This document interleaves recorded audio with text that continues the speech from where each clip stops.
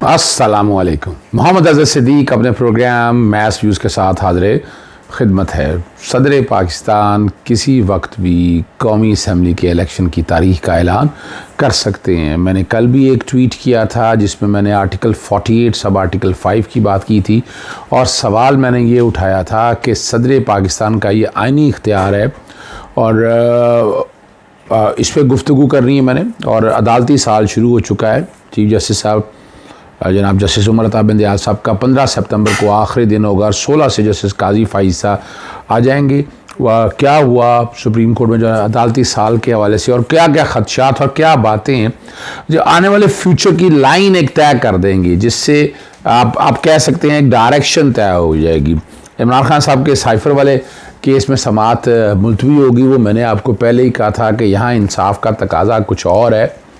और जिस तरह से अभी तक जज साहब ही नहीं बैठे, वो सवाल बहुत उठ रहे हैं और उस पर एक लाए अमल बड़ा वाज़े तौर पर आना चाहिए। अब ये टेक्निकलिटीज़ में, और technicalities can not be A hurdle in dispensation of A justice, ये वर्ड्स हैं जी साबका चीफ जस्टिस मेरे आइडियल हैं PN भागवती, उन्होंने ये अल्फाज अदा किए हुए हैं। तो तकनीकी वजूहात बिल्कुल ना होने चाहिए। साइफर के बड़ा सीधा सा केस है। इमरान खान साहब को इसमें तो अपना इंडाइट अपना करना चाहें, आपको फ़र्द जुर्म, तो वो तो सवाल ही पैदा नहीं होता। कोई केस भी नहीं बनता, ना कोई वजूहात ऐसी हैं कि जो आपको उस तरफ ले जाए।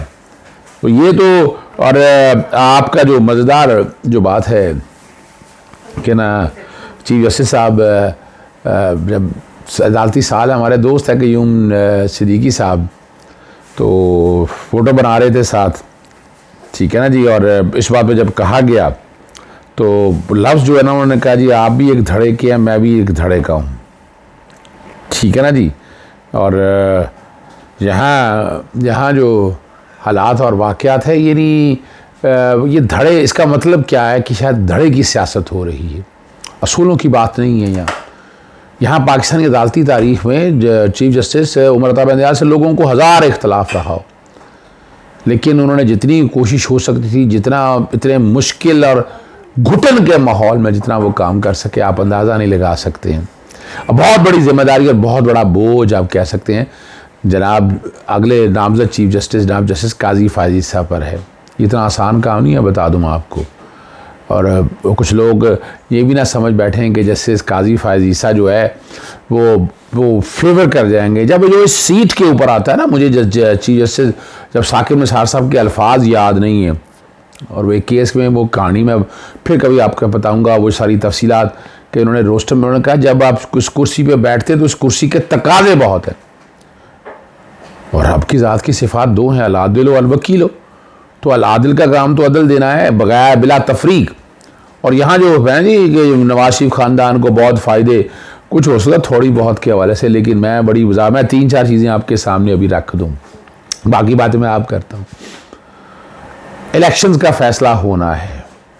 सदर पाकिस्तान तारीख़, जैसे मैंने कह दिया, मैंने ट्वीट भी कर दिया है कि सदर पाकिस्तान इलेक्शन की तारीख़ देने वाले हैं। हो सकता है जब ये प्रोग्राम आप सुन रहे हो तो उस वक्त तारीख़ भी आ गई हो, नहीं तो तारीख़ आने वाली है। और ये मामला अब कोर्टों में जाना है। और मैंने कई जगह प्रोग्रामों में ये कहा है कि अदालतें, ये सियासी जमातें आपस में लड़ने की बजाय कि क्या हुआ क्या नहीं हुआ, ये मिसाल के पाकिस्तान की तरफ जाएं और अदालतों में चले जाएं। अदालत इंटरप्रिटेशन कर देगी, जो अदालत का इख्तियार है कि ये इंटरप्रिटेशन लेकर आ गए हैं कि इलेक्शन कमीशन तारीख देगा, यानी बड़ी अजीब सी मंतक है। आर्टिकल 58(1) और 58(2) में कहते हैं जब सदर असम्बली तहलील करेगा तब सदर डेट देगा, और जब सदर असम्बली तहलील खुद नहीं करेगा तो इलेक्शन कमीशन डेट देगा। ये पता नहीं अपने से आर्टिकल 58 में या उसकी पूरी स्कीम कॉन्स्टिट्यूशन की अगर देखें, आर्टिकल 48, 58 और 105, 107 और आप 224 है, ये सारी प्रोविजन को जब मिलाकर पढ़ते हैं तो ये आईनी इख्तियार है। तो आईनी इख्तियार इलेक्शन कमीशन का काम लिखा हुआ है आर्टिकल 218(3) में, वो सिर्फ साफ शफाफ इलेक्शन कराने हैं। अब डेट देने का किसी तरह से भी मैंडेट उनका नहीं। और वैसे भी पंजाब असम्बली के इलेक्शन के अंदर, और पंजाब असम्बली में एक सवाल बड़ा उठाते हैं कि जनाब सुप्रीम कोर्ट में अगर इख्तलाफ था तो इस बात पर था कि लाहौर हाई कोर्ट में ज़ेर इल्तवा थी, तो सुप्रीम कोर्ट ने उसकी मैंने लॉजिक आपके सामने रखी थी कि 10 फरवरी के फैसले को फ्लाउट किस तरह किया जा रहा था। यानी ना गवर्नर पंजाब और ना अभी आप देख रहे हैं वो इलेक्शन तो अभी तक नहीं हो सके। तो क्या अगर मान लें सुप्रीम कोर्ट ने ऐसा कर भी लिया, चले फर्ज करें ऐसा कर, तो इसका मतलब है क्या आइन तोड़ने दिया जाए? तो ये जवाज़ नहीं है। मैं इसको जवाज़ मानने के लिए तैयार नहीं हूँ, किसी तरह से भी जवाज़ मानने के लिए तैयार नहीं हूँ। और आपको मैं अब ले चलता हूँ जो बुनियादी तौर पर जो पॉइंट मैंने लिखे हुए हैं। आप जो फुल कोर्ट जो है ना जी, आखिरी खिताब है, नया अदालती साल 1 सितंबर से शुरू हो चुका हुआ है, और ज़ेर इल्तिवाम मुकदमात में खातरखा कमी ये इतना आसान काम नहीं है। फरवरी 2023 आइनी इशूज़ में उलझा कर अदालत का इम्तहान लिया गया। सख्त इम्तहान में कई मरतबा अदालत खुद शिकार बनी। अदालती कारकर्दगी जो है वो मुतासर हुई। वाक़यात दोहराना नहीं चाहता, तमाम वाक़यात ऑडियो लीक्स केस के फैसले का हिस्सा वो मैं आपके साथ डिस्कस कर चुका हूँ, उसका हिस्सा बनाए हुए। और जस्टिस काजी फाइसा के लिए नई ख्वाहिशात का इजहार किया है। और डैम फंड के हवाले से जो बात थी ना जी, वो बड़ा ज़बरदस्त है, वो मैं उसमें भी बात बताता हूँ। उन्होंने पूरा जो है ना पूरे साल की कारकर्दगी पर रोशनी डाली है। ज़ेर इल्तिवाम मुकदमात 2000 की कमी ही कर सके। एक साल में सुप्रीम कोर्ट ने रिकॉर्ड 23,000 मुकदमात निपटाए, जबकि गुज़श्ता साल निपटाए गए मुकदमा की तादाद 18,000 थी, तो 5,000 ज़ायद है। कोशिश है कि ज़ेर इल्तिवाम मुकदमा 50,000 से कम हो सकें। फरवरी 2023 में सुप्रीम कोर्ट के सामने कई आइनी मुकदमात आए। आइनी इशूज़ में उलझाकर अदालत का इम्तहान लिया गया। सख्त इम्तहान में मुहावरे कई मरतबा अदालत खुद शिकार बनी। जो वाक़यात पेश आए दोहराना वो नहीं चाहते हैं, और वो तमाम रिकॉर्ड का हिस्सा है। वैसे मैंने आपको सामने बता दिया है। डैम फंड में अगस्त 2023 में 4 लाख रुपए का इजाफा हुआ। फंड में रकम आने का मतलब अवाम का सुप्रीम कोर्ट पर एतमाद है।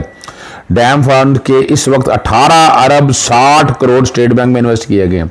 ये तो 10 से 12 अरब के करीब था, और 18 अरब हो चुके हैं। जो ये बातें करते हैं ना डैम फंड के हवाले से, ये उनके लिए जवाब है। चीफ जस्टिस मेहताब बंदियाल ने एक तमन और ये बड़ा, और साथ ही उन्होंने जैसे मैंने आपको कहा उम्मीद का इजहार किया उन्होंने कि बाख्तियार मज़ीद मजबूत होगी, बाख्तियार होगी, ना सिर्फ इतफाक़ है बल्कि इख्तिलाफ़ राय से बहुत कुछ सीखा है। दुआ के मुल्क में इस्तेहकाम आए। जब मुल्क में इस्तेहकाम आएगा तो अदली हर इदारा मुतासर जो है ना बेहतर हो जाएगा। ठीक है ना जी।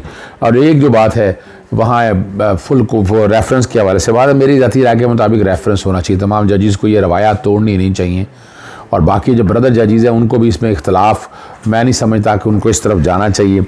और इस पर कहा फुल कोर्ट रेफरेंस दे दें। एक सहाफ़ी ने सवाल किया, इस बारे में सोचा नहीं, फ़ैसला नहीं किया, और क्या चीफ़ जस्टिस का फुल कोर्ट रेफरेंस दिया जा रहा है। हम भी इंतज़ार करें, जैसे पता चलेगा बता देंगे ये नामज़द चीफ जस्टिस कहते हैं। रेफरेंस होना चाहिए। वो इख्तलाफा जो है ना, हम कंट्रोवर्सीज़ में इतना पढ़ चुके हैं, एक एजेंडे के तहत चलना होता है कुछ लोगों ने, तो उस तरह लेकर चलते हैं। हारून रशीद साहब हमारे पाकिस्तान बार काउंसिल के जो सदर हैं, ये दूसरे वाइस चेयरमैन हैं, और इस वक्त उनका नुक्ता नज़र बहुत मुख्तलिफ है।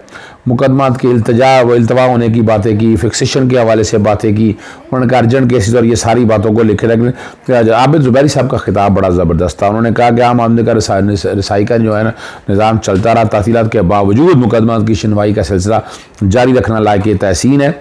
सियासी समात के मुकदमात भी आए, जिसकी वजह से आम आदमी को फराहमी का अमल सुस्त रवि का शिकार रहा। जब सियासी और पार्लियामेंट निज़ाम नाकाम हो जाए तो उसका बोझ अदलिया अपने कंधों पर लेना पड़ता है।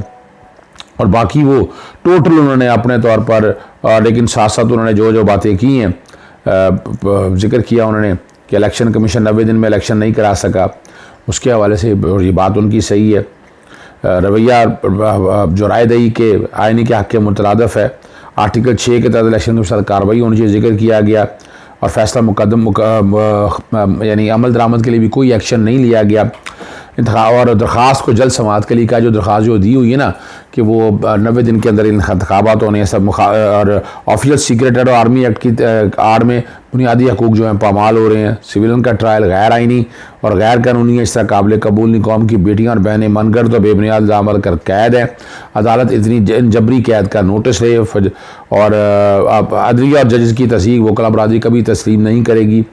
अगला जो साल है वो बेहतर की तरफ जाएगा। ये वो सारी बातें हैं जो आज अपना रेफरेंस के अंदर भी आई हैं। लेकिन एक बात आप जहन में रख लें, और मैं वो समझता हूँ कि कुछ जो समझी बैठे हैं ना कि जस्टिस काजी फाइसा या आने वाले अब दौर में सुप्रीम कोर्ट की डायरेक्शन कुछ और होगी। अदालत की डायरेक्शन वही होती है, चीफ जस्टिस की पॉलिसीज़ आप कह सकते हैं आगे पीछे, लेकिन ये कहेंगे कि आइन की तशरीह कोई इनफरादी हो जाएगी, वो मुमकिन नहीं है। लोग सवाल तो करते हैं और मेरे से भी सवाल ही, मैं तो बड़े अरसे से कहता हूँ कि जो हमारी जो अदलिया की आज़ादी है के हवाले से जो बातें होती रही थी, तहरीक जो चली थी, दो मकासद थे। एक तो जनरल परवेज़ मुशर्रफ को हटाना था और दूसरा जजिस मर्ज़ी के आने थे, भर्ती होने थे। तो तारीख के साथ साथ चीज़ें सारी खुल के सामने आ रही। मैं अभी ऐसे किसी कंट्रोवर्सी में नहीं पढ़ना चाह रहा, लेकिन इस वक्त बात तो है कि इंटरनेशनल इस्टेब्लिशमेंट अपने मकासद में तो कामयाब हो रही है और हुई है, और डिवाइड एंड रूल की पॉलिसी बिल्कुल अमल पैरा है और हर जगह कोशिश की जा रही है कि जो काम कर रहा है, जो चाहता है कि पाकिस्तान आगे, उसे रोकने की कोशिश की जा रही है।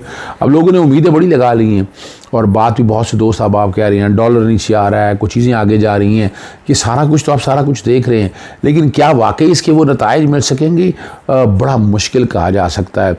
सख्त हाथ रखना था तो पहले भी जैसे 9 मई के वाक़यात में सख्त हाथ आपका निपटा गया तो बाकी लोगों से भी सख्ती आते से निपटा जाता है, ऐसे सब लोगों के साथ। लेकिन अब निगरान हुकूमतें काम कर रही हैं, शायद टेक्नोक्रेट का ये स्टाइल बड़े अरसे से तजर्बा करने की कोशिश कर रहे थे, लेकिन जिस तरह का टेक्नोक्रेट ये स्टाइल मुंतखब किया, जिस तरह के ये लोग लेकर आए हैं, इन लोगों से कोई अच्छे की उम्मीद तो है नहीं। या तो इनमें एक्सपर्ट बहुत अच्छे होंगे बहुत से, लेकिन मैं नहीं समझता कि इसमें और भी कई मसाइल हैं, वो सोचना होगा कैसे बेहतरी की तरफ चल सकी हैं।